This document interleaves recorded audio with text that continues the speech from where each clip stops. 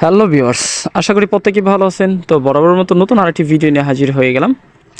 আজকের এই ভিডিওতে আপনাদেরকে দেখাবো যারা ট্রাস্ট মানি অ্যাপ ইউজ করেন, তো তাদের অ্যাপটা কিন্তু আপডেট হয়ে গেছে। বিশেষ করে যারা ডিফেন্সের লোক, তো ডিফেন্সে আছেন, তো আপনারা জানেন যে ট্রাস্ট মানি আপডেট হওয়ার পর টাকা পাঠানোটা, বিশেষ করে বিকাশ, নগদ, রকেট, এখন টাকা কিভাবে পাঠাবেন এবং এই নাম্বারগুলো কিভাবে অ্যাড করবেন। তো আগে তো খুব সুন্দর সিস্টেম ছিল আপডেট হওয়ার পর, তো এখন কিন্তু অন্যরকম হয়ে গেছে। তো সেইটাই আজকে আপনাদেরকে দেখাবো কীভাবে বিকাশ বা নগদ অ্যাড করবেন এবং সেইটাতে কিভাবে টাকা পাঠাবেন।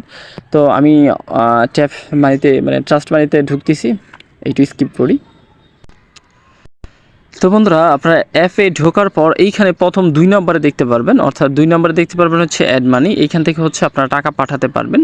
তো আমি যদি অ্যাড মানিটি ক্লিক করি, দেখতে পারবেন এইখান থেকে হচ্ছে আপনারা যে ট্যাপ প্লাস বিকাশ প্লাস নগদ সেবা, এখানে ঢুকে আপনারা হচ্ছে যাদের যে নাম্বারগুলো সেভ করা আছে বিকাশ, নগদ, রকেট, তো এইখানে ক্লিক করলে সেই নাম্বারগুলোতে আপনারা টাকা পাঠাতে পারবেন।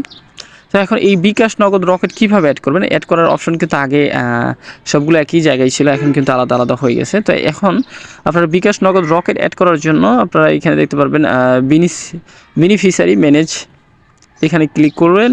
ক্লিক করার পর এখানে 3 নম্বরে দেখতে পারবেন মোবাইল ফাইন্যান্স সার্ভিস, অর্থাৎ MFS। তো এইখানে ক্লিক করবেন। এখানে ক্লিক করলে এখান থেকে দেখতে পারবেন যে ট্যাপ বিকাশ, নগদ সেবা। তো এইখান থেকে হচ্ছে আপনার বিকাশ নাম্বার হলে জাস্ট বিকাশে ক্লিক করে এখানে হচ্ছে আপনার বিকাশ নাম্বার দিবেন এবং বিকাশ নাম্বারের মালিক এখানে সিলেক্ট করে দিবেন। ক্লিক করার পর এখানে সেভে ক্লিক করলে আপনারা অ্যাড মানিতে গেলে এই নাম্বারটা খুঁজে পাবেন। তো বন্ধুরা, এই ছিল আজকের ভিডিওটা ভালো লাগলো অবশ্যই এরকম ভিডিও পাওয়ার জন্য ফেসবুক প্লাস ইউটিউব সাবস্ক্রাইব করে সাথেই থাকুন। ধন্যবাদ সবাইকে।